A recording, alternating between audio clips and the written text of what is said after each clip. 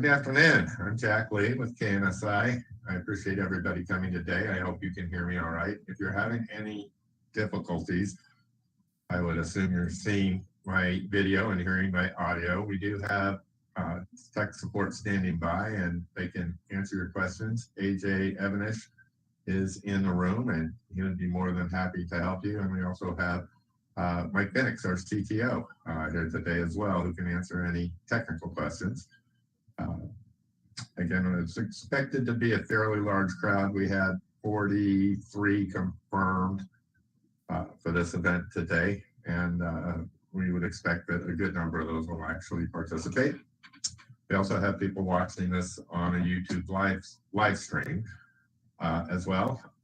Today's event is being recorded, and what we're doing is going through and creating an immersive e-learning program using KMxLive. The product that you're looking at is KMxLive, and as part of its capability set, we are able to create interactive and immersive e-learning programs that will allow the student participant to actually interact with the program not only during the live event, but also the on-demand users will have a near identical experience as the live users, including things like participating on leaderboards and competing in games. We're going to be doing all that today. A few housekeeping tips. I currently have everybody muted and blocked. I can unmute or unblock anyone, but since it's going to be a large audience, I'm going to go ahead and leave everybody muted for the first few segments, and then if you need to, if you'd like to interject, go ahead and put something in the chat room. We have moderators standing by that can unmute you and allow you to participate more fully. It's just a little difficult when you have 50 people in a room for everybody to be talking at once and have it be a really good learning experience. So why don't we go ahead and get started today. At the end of this lesson, you'll be able to actually play the e-learning program that KMX is going to create. That will take KMX probably 45 minutes or so to produce at the conclusion of our session. It's a lot of processing that needs to take place to construct the lesson. And then you'll all get an email telling you that the on-demand lesson is ready for you to play. When you came into the event today via KMxDirect.com, you clicked on a calendar icon that was on your homepage next to the course titled Create Immersive Learning Programs Using KMxLive. A new icon will show up there once the e-learning version of this course is available. This webinar, this class is available. And once you get the email, or if you just check back periodically, you'll be able to actually click that icon and launch the course. And it should give you a near identical. The recorded versions end up being videos of what happened during the live event, pretty much like what's going to come out of the YouTube event when the YouTube event is published. But you, as a participant in this, are actually contributing to the content, and at the same time, you'll actually be able to consume the content that I deliver, including we're going to do a game, we're going to do several different things during the event today. Just to spice it up a little bit, we'll actually put you all in competition. And depending on regional distribution, we may even put a competition in place, East Coast, West Coast, Central Time Zone. I don't know. We'll just have to see what the distribution looks like as people come in, if we want to put some kind of competition together. Again, it's a fairly large class, and I expect people to continue to join as we go along. But I'm going to keep rolling here. Before I get too far down the road, though, I do want to have everyone, if possible, if they would take a moment and update their profile. I'm going to push a form to you. This is part of the capabilities of KMX to be able to push data collection forms out to users that actually can populate, their profile, can populate the record system of the technology. And if you would at least give us your city, state, that would be useful, down the road, because we can tailor the output of the system based on the inputs that we receive from the participants, and even the on-demand participants later on. Even people who weren't actually part of the live event will be able to actually contribute this way and be part of the fun and the activities that we've tried to set up for your session today. When you put in your city and state, you don't really need to give us your address or any of that information. You can just hit done. I'll give you all another couple of seconds to complete that. I have a dashboard on my side that tells me what everybody's doing. So, you know, I get a pretty good sense of where everybody is. And you'll have a toggle display button there at the bottom left-hand side of your screen that lets you toggle back to the meeting room if you've completed an activity. Like if it says thank you on the screen, you can hit toggle display and it'll erase that screen and bring you right back into the room. So with that, I'm going to go ahead and reset. It looks like just about everybody has completed that. And this will help us down the road as we try and create an atmosphere that is tailored to the audience that we have.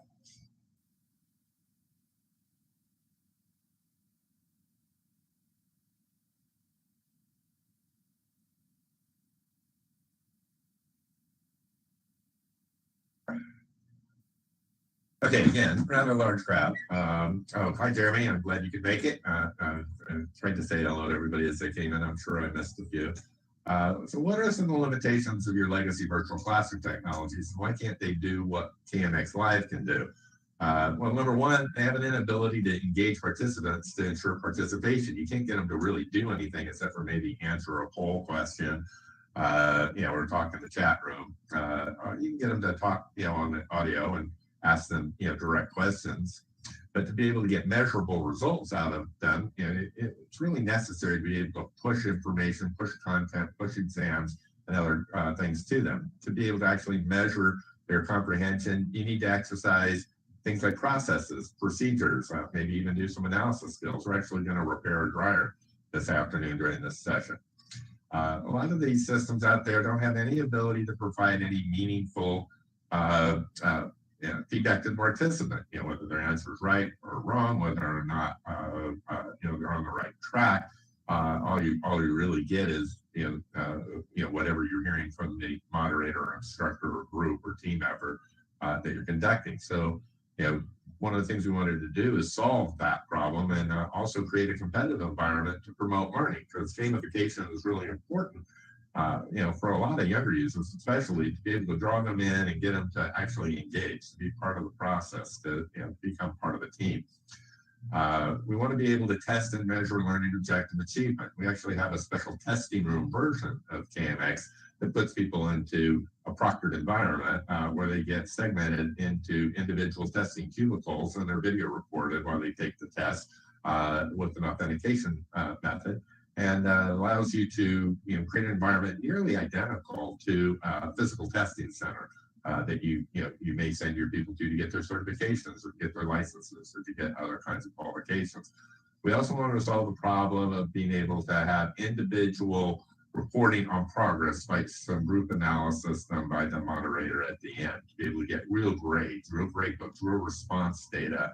How did the student answer question number 3? How did the participant respond to the survey question number 4? What kind of input did we get from them? And to be able to do that, we've got to be able to put content on your screen, which we'll be doing here shortly.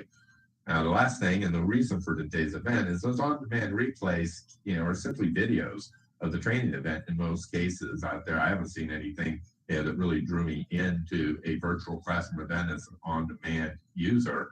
And so today we're actually going to create an e-learning course of this event that draws the user in and lets them participate in every activity that we put on the screen today. Some of the technology that's out there gets some pretty interesting feedback, especially from a crowd that was used to having instructor-led training. The value of having an instructor actually in front of them, the value of having solid remediation and feedback as they go along. And these are some of the quotes that we see out of these legacy,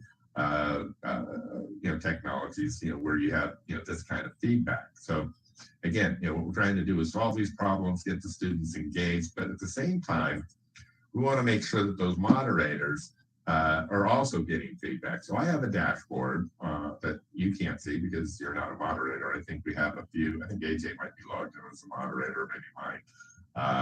But the moderators get access to the feedback dashboard that lets the moderator know whether or not you're participating, whether you're answering the questions, how you're answering the questions, et cetera. And we're going to be going through a couple of exercises to show you how that can result in things like a leaderboard. If a moderator knows that a student's not paying attention, he could reach out and try and re-engage them. You could call out a person by name and say, hey, what did you think of that? See if you can get them to be back part of the process, or are they just drifting off, or did they even walk away from their computer if they have their camera off? You just never know in some of these Zoom-like events. So what we tried to do here is create a brand new training room model, which is what you're looking at today. This is KMxLive training room, where you have interactive content, competitive games, simulations, exams that are able to be pushed to participants during a class session, where the moderator has a clear view of what the participants are doing, whether they're answering the questions, how they're answering the questions, how they're doing against their peer group. We could even set it up to where dealership A competes against dealership B, or franchise A competes against franchise B, or distributor A, etc. These are all things that are possible in this kind of training room environment, where you can get individual results, you can groupalize those results by different organizational entities, and you can really kind of generate a feeling of esprit de corps, and at the same time a feeling of competition. So again, student progress monitoring, pretty important, because if you wait to the end of the lesson to find out a student is struggling by giving them a final exam after the webinar, well, you don't really have any way to go back and fix that. The time is lost. The person has spent that effort trying to obtain the knowledge, or be able to demonstrate or practice a skill that you're trying to put in front of them. And if you don't remediate early, and as often as is required, you're going to lose your students. Okay, so again, I'm going to try and push things out to you fairly frequently here over the next couple of minutes, to where you're going to be actually asked to do something instead of just listening to my voice droning on about how great our technology is. We're going to leverage interactive micro-learning simulations. We're going to push some gamified content. We've already pushed a form out to you for data collection. We could also push any third-party e-learning course, even though that might be a little long for a virtual classroom. Micro-learning can be just a tremendous thing to add to your virtual classroom event. Say you got something that's 4, 5, 7 minutes long during a virtual event. That can be the perfect thing to re-engage a student, to get them to draw back in and be part of what you're trying to put out. And engaging that student will ensure their participation. And you can now start tracking your progress. And it's really excellent to conduct these individual and group competitive exercises, in order to create an environment that they're used to in their video game world for your younger generation. And for the people that aren't real clear on how these technologies work, you can make it more of an e-learning type approach, but with the live moderator, the instructor, providing the guidance and the feedback, especially when we get into things like sales simulations, or where you're doing role play exercises. A lot of these, over the last few months, we've been pushing things like equipment operation simulations. I'm going to save you having to learn how to use the Keurig 55 coffee maker today. But you can go back out to KMxDirect.com and you can search for this. It's a micro-learning simulation that's out there. It's also in our catalog under the KMX catalog. And you can see how an equipment operation simulation works. It's one of the ones we've been pushing a lot. I'm going to go ahead and skip that one today. And we'll move on to something a little more fun. We also have one out there that's for web interfaces and data forms. A lot of our customers are trying to teach people how to use web interfaces, and they need them to engage with that interface. They need them to actually click on the screen, be part of the process, and complete complete entries, and get a successful outcome. This one is on the Google AdWords advertising system, which is pretty complex actually, and you can go ahead and take that. It's also available on our website at www.kmsi.com if you want to play with it there. So these are the kind of things that we are pushing out in these events. I'm not going to push them all today, or this event would be 2 hours long. But I am going to push this one. And when I push it, I'm going to stop talking, because the simulation itself, the repair e-learning course, has actually got audio in it. And we're going to ask you to repair, it's a Sears Kenmore dryer. We're going to ask you to get through this. I'm going to have a dashboard up that tells me how you're doing. I'm going to be able to see how everybody's coming along. I'm not going to let this go forever if people aren't participating, but I'll know who is and who isn't participating in our lesson. Now, the on-demand users are going to get the same experience when they take the e-learning course. So here in just a couple seconds, I'm going to mute my audio so that it doesn't interfere with what you're hearing. As you try and complete the simulation, I'm going to watch to see how everybody does, and as people finish up, I'll come back online with the audio and I'll end the repair simulation. If you finish the simulation early, before everybody else, you can go ahead and hit that toggle display button that will show up in the bottom left-hand corner of your screen to come back and interact with us in the chat room. And there's plenty of people here that would be lovely to talk to in the chat room while we wait for other people to complete the simulation repair. So with that, I'm going to go ahead and push that out to you. It'll take a few seconds for it to actually get delivered to each of your desktops. And hopefully the door switch sends a signal to the dryer electronic control board. The door switch sends a signal to the dryer electronic control board to stop the dryer when you open the door. If the door switch fails, the dryer will not start when the door is closed.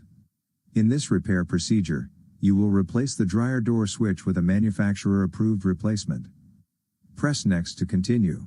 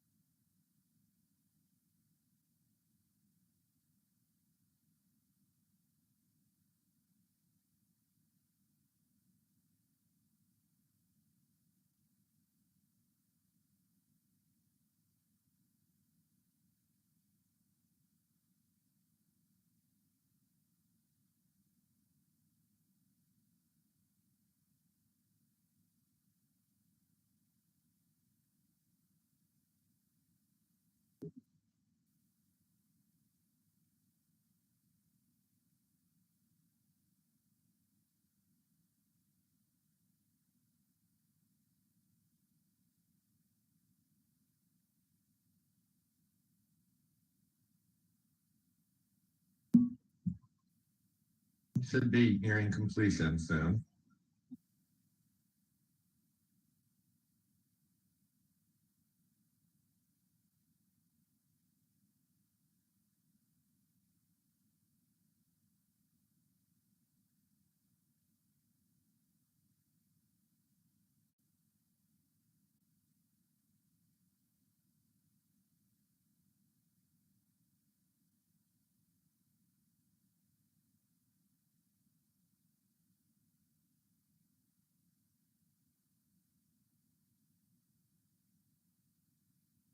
Okay, by now everybody should have the idea of how this works, and I've gotten through so many interactivities. I'm going to go ahead and reset this content so we can continue on.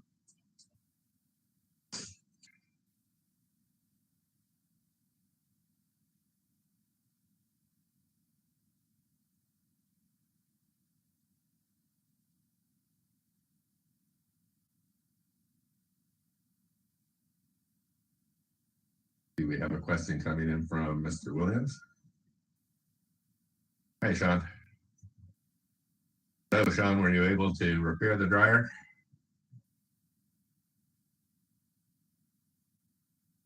Good.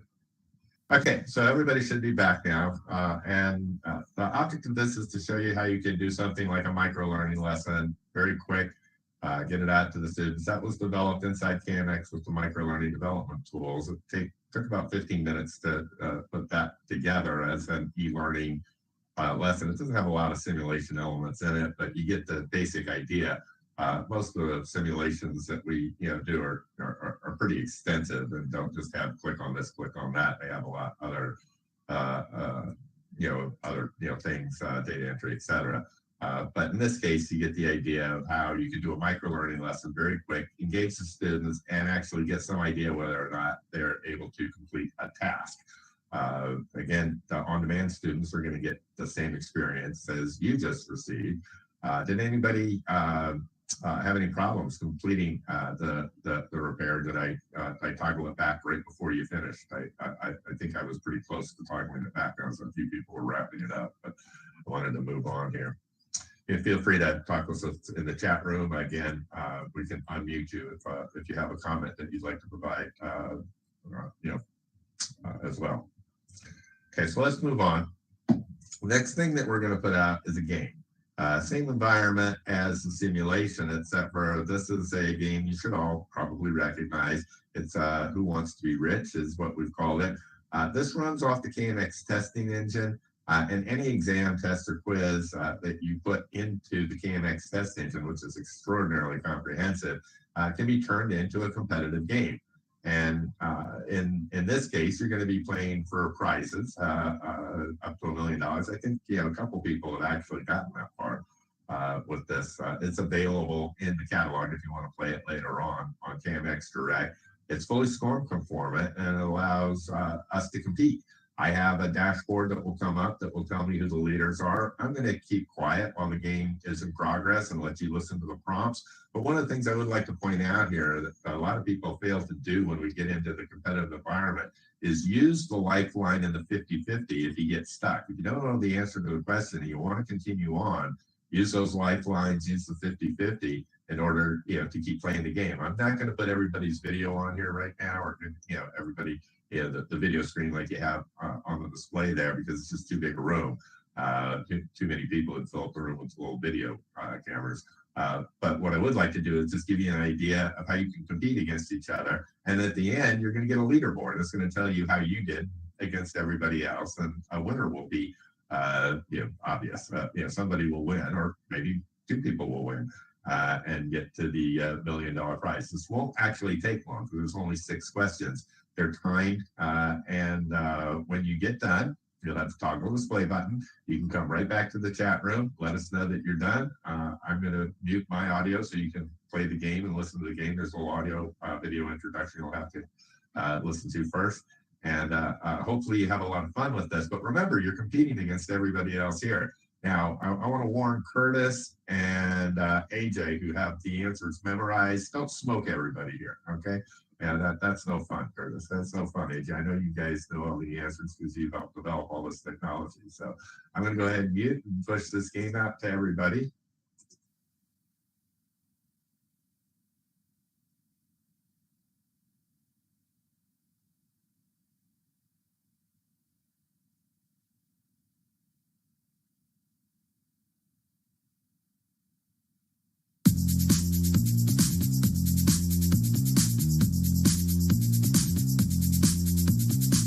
Are you ready to take your chances in the hot seat?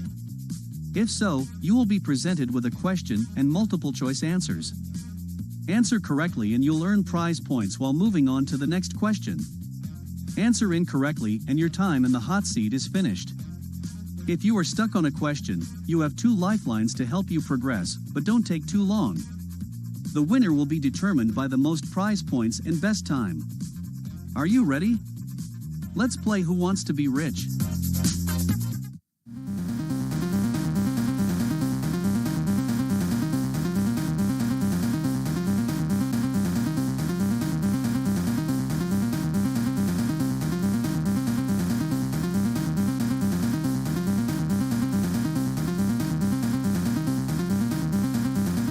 Your answer is incorrect. This game is over. Let's see how you did.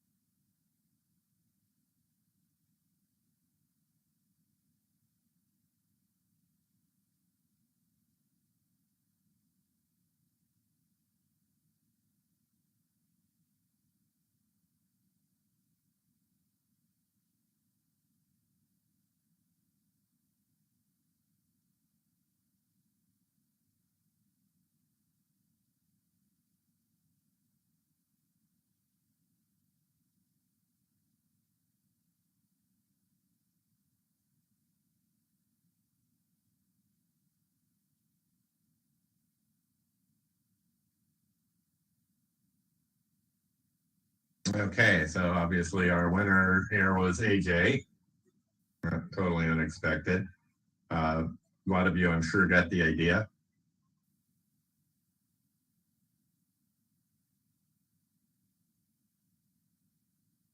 Yeah, a couple of people answered their first question incorrectly and were eliminated early, it appears.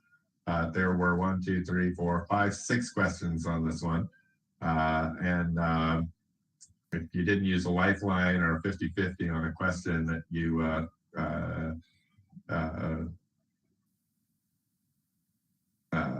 weren't sure about, that's a good way to get eliminated. You don't get but one wrong answer. So anyway, it's just trying to show you how we can do. So you can come back and try again. There's, I believe, 50 questions in the pool of tests that are randomly put into that one game that we just played. It could be anything. We have one that has 500 that are full. The object here, again, is to show you interactivity, and in the on-demand version that we're going to publish as a result of this, you're going to actually be able to do better and get back on the leaderboard if you were not able to do well the first time. AJ, yeah, I think AJ's got most of these questions answered. He got $500,000. Yes, you can have live narrators for the content. You can also force the questions to be the same for everyone, or you can make it so that everybody's getting different questions if you're worried about them cheating. You can do it either way, Isaiah. See, Sean is also typing a question. I'm going to go ahead and move to the next slide as Sean's typing an answer when it comes in. Yes, you can change the parameters to anything you want. It's a test engine. You can make the parameters, however you want. We've got 3 variants out there. We've got Who Wants to Be Rich, which is the one you just played. We've also got one that's the Weakest Ring, which is kind of like a popular game show you might have seen on TV. That one allows you to have multiple incorrect answers. Any of the games can be tuned to any feature or function that you need. They can be as long as you want. The scoring algorithm on all of the games goes as high as 500 questions, although the low end questions are only $1 a shot. So you get the idea. The third game variant we've got out there is the Most Important Question. It's an old 1950s, 60s game show that is a lot of fun. And you can create variants of these pretty easily. It's a game engine that's on top of an exam engine that allows us to do that. So again, if you need more information on that, we'd be happy to get back to you. And there'll be a survey at the end that you can answer about that. So I'm not going to push any more exams or surveys out right now. We do have an end-up seminar survey that I would like you to complete. But one of the things I would like to point out is that session entry quizzes, and today all I asked you to do is give me your city and state, but a session entry quizzes can enable the moderator to increase focus on areas requiring attention.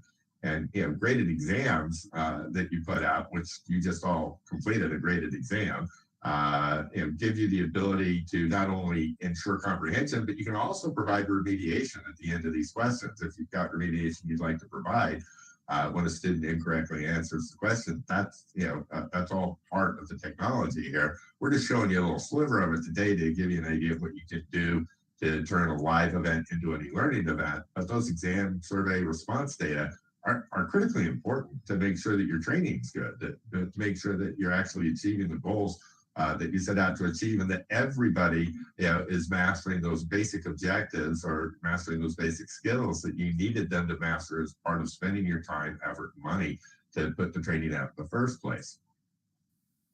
Now, we do a lot of role-based scenarios. We're not going to have time to do one today.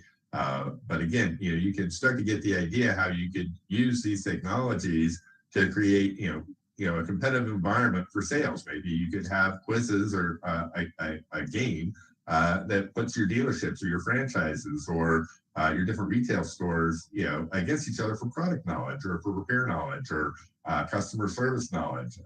You could also do the same kind of things with leadership. You could create role play scenarios using the technology to present a scenario or a vignette, and then get feedback from the participants that could be recorded that then you could assess as a group or as a team and then grade. So these are all the kind of things that you can do once you can start getting the users engaged in your courseware. You saw a little example of a leaderboard. KMx has unlimited reporting tools to be able to make your leaderboards look like graphs or whatever you want, to try and get it in front of the students so that they want to be at the top of the list. Maybe you don't want to put the entire list of participants out there so you don't embarrass the people at the bottom, but the moderators need to be able to see who's having trouble. So when I'm conducting a live event, I want to see who failed right off the bat. I want to see who's having problems. I want to be able to get in there and work with that person, remediate that person, or give them the helping hand that they need to get back on track, to be part of the program, because you don't want them spending an hour being lost. And guess what? The on-demand users are included. And I'm going to show you in a minute how you can get the answers to those students as well in the on-demand environment by using technology. But first, we're going to talk a little bit about on-demand replay fidelity. So this product, what we call KMxLive, enables that on-demand replay to complete the same exams, surveys, game simulations, web forms, and other interactive elements, just like the live participants. I can push leaderboards out to you. I could push a Google map out to you. I could push things out to you and show you how everybody is doing. Those on-demand users are going to get the same performance feedback and place on the leaderboards, just side by side with their live participants, and be provided with an interface to ask questions and get answers. And that's critically important for the on-demand users. Now, I'm going to push out to you right now a map, and we'll see how everybody did with filling out the first step of the process. If you don't see your name on the map, that means either you didn't get here in time for that first question or that first interactivity, or you didn't fill it out. And what this map is going to do is give you the ability to find yourself. Okay, I know it sounds so esoteric. Go find yourself, but you'll be able to find yourself on this dashboard map when Google gets around to rendering it. It's a lot of people, so it may take a while for Google to get everybody rendered out. Okay, so you get a course dashboard map. And that course dashboard map, you're on it somewhere if you filled out that report. Why don't you use Google Maps and the little pins there and see if you can find yourself. There are a lot of people in the Washington metropolitan area, I see.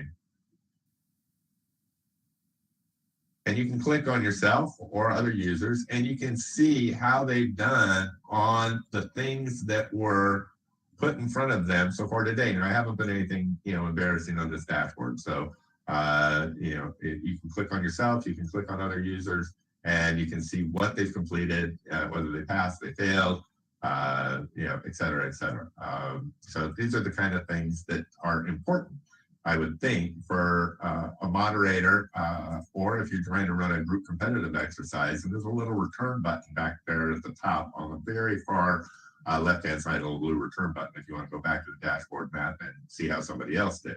But the point is, by getting you to give this information in the front, I can tailor the experience of the lesson, and now I can put you in competition with each other. Now that I know who's here, I could say, okay, everybody in the Philadelphia, Washington, New Hampshire corridor, here, everybody in that Chicago corridor, we're going to compete, and I can set up competitive groups. I can set up competitive franchises, or I could put you all in breakout rooms if I needed to. So we're going to go ahead and toggle back now that you've got an idea of how input can result in useful output as part of one of these exercises. This is, again, just an example to show you what you can accomplish when you're using these kind of new technologies to be able to engage and get your students as part of the game. We've got people in here from all over the country today, so that's a lot of fun, especially for me. I really love to see it when we get, especially when you get people from overseas to these events. We've had people from China and Israel and different parts of Africa attend our events, and it's really cool to be able to see where everybody is and to see where they're situated.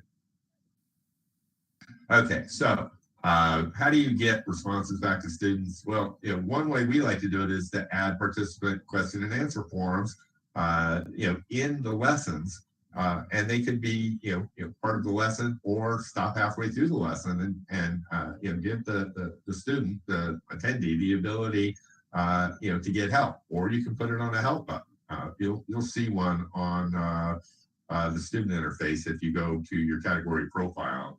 There's a participant Q&A forum there on the category profile on KMxDirect.com. So from your main menu, you can get to one of these and actually see how this can work. It can be moderated, it can be topical, it can be restricted, it can be collaborative, and it can be accountable to where you can make sure that the student, the participant, the person asking the question gets an answer. And there's no substitute for experience. No machine is ever going to teach people how to do something if the person just doesn't get it, and they need that helping hand to get them over the hump.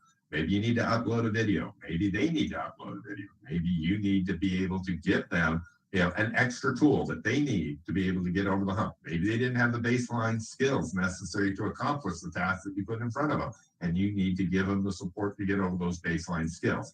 Whatever it is, participant Q&A forums are just an outstanding way to do it in conjunction with live training and in conjunction with the on-demand replays associated with these kind of activities. So, we've covered a lot of ground today. So far, I've pushed out to you a game, Google Map. I've had you update your profile. You've fixed the dryer.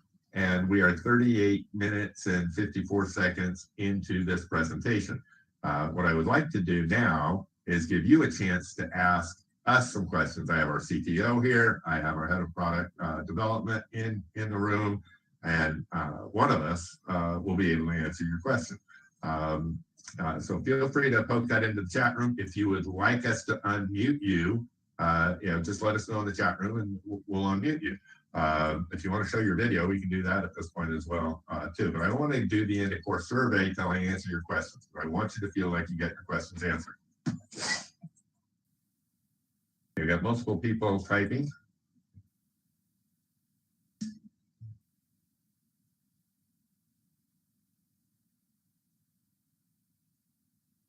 Yes, form responses can be anonymous. One of our larger association clients likes to do anonymous responses, anonymous forms, anonymous surveys, things like that.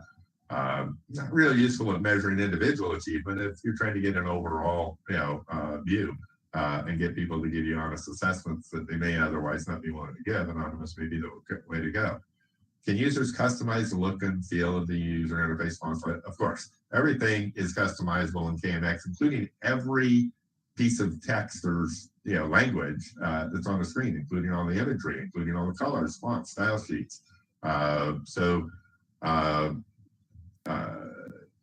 KMX is available in almost every language. Okay, so everything that we do, everything that you see on the screen has what's called a language pack entry, and this way you avoid those freaky Google translations that never seem to make sense, and you get the phrase that you want from the student. So we have retail customers that have operations worldwide.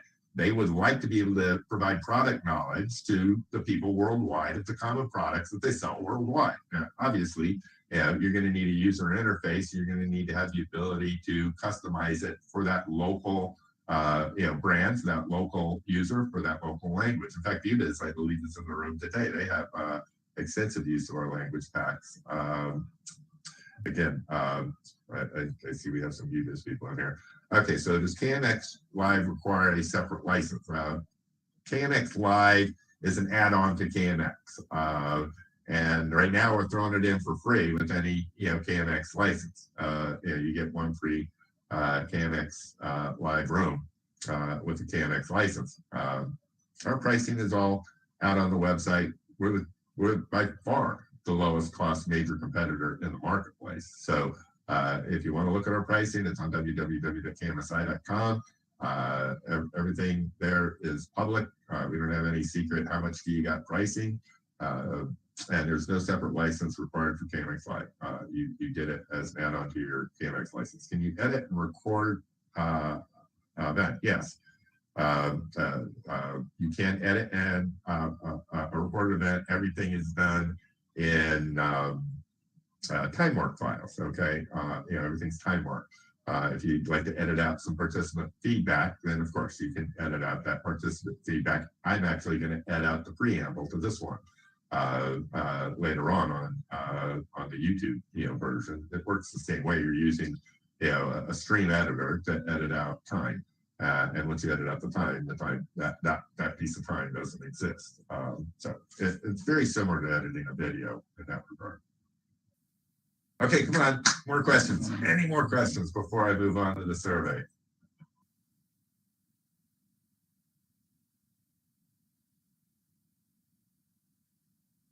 Obviously, I have a lot of fun doing these things, if you haven't noticed. I see multiple people typing. Nobody's asked me to unblock their audio so far.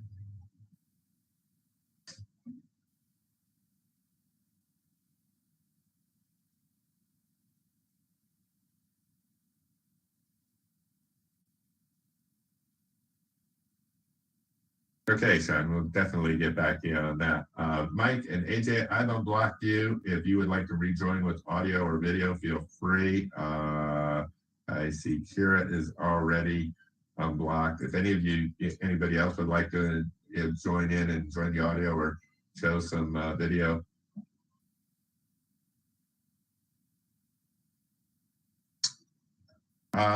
If you want to customize the KMX interface, everything's done in cascading style sheets, and obviously you have to provide your own graphics. Most of our customers hand us their customer company style, and we'll get them going with that by doing it for them, and then they can edit it at that point. But yeah, it's CSS3, HTML5. We don't use anything else because anything else is just too hard for our customers to learn how to do.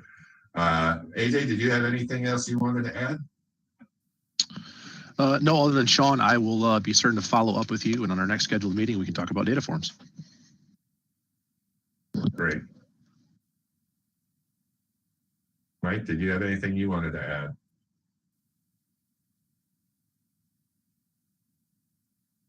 I guess not. Okay, I'm going to go ahead and move on here. We have an end of webinar survey. I genuinely thank you for participating in the webinar. You're going to get one more email from us when the webinar recorded version is available for you to replay. I hope you go back and play it, and I hope you do a little better on Who Wants to Get Rich on your next run. Having fun is fun, but this is important because to be able to actually do all these things and engage your students, I think you're going to find that the effectiveness of your training and the measurability of what you're doing is going to go through the roof.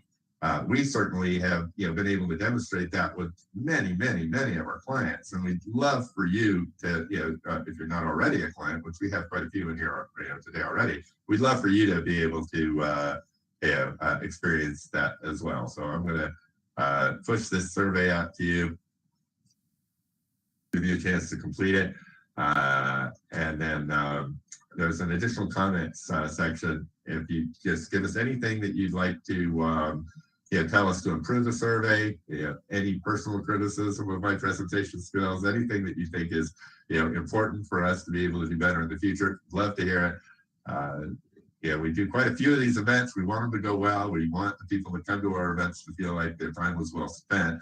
And if you don't have any comments to put into question number 3, that should be on your screen right now, how about the winning Mega Million numbers? If anybody has those, go ahead and just plug them in there. The drawing, I believe, is this evening. I kind of like to have one of them. Go ahead and plug those in there for me. So, when you're done, you can always toggle back, obviously.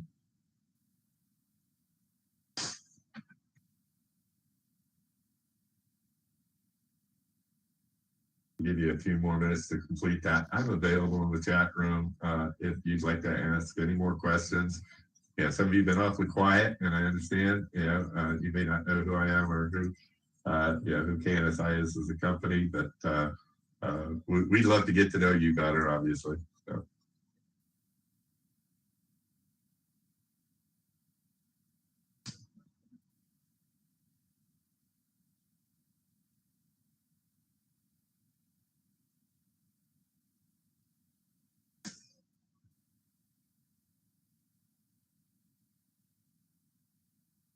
See, we have a few more questions coming in. John, thank you so much for participating.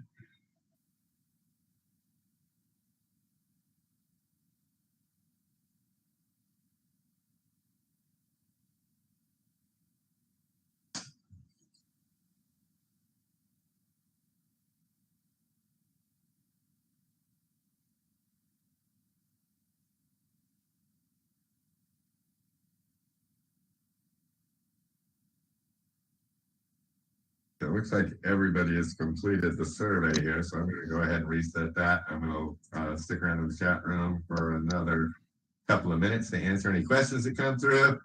Brian Clark, thank you very much for the comments. Caitlin, thank you very much. I can't wait to talk to both of you about where we're going with this. You're going to be really excited when you see some of the new games we've got coming out. They're really, really cool.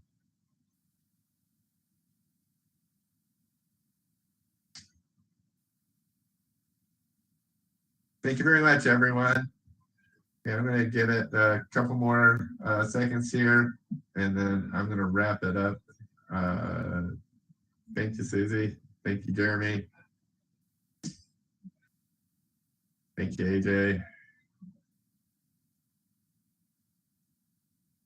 Going once, going twice. Okay, we're going to wrap this up. Thank you very much, everyone. Have a wonderful afternoon.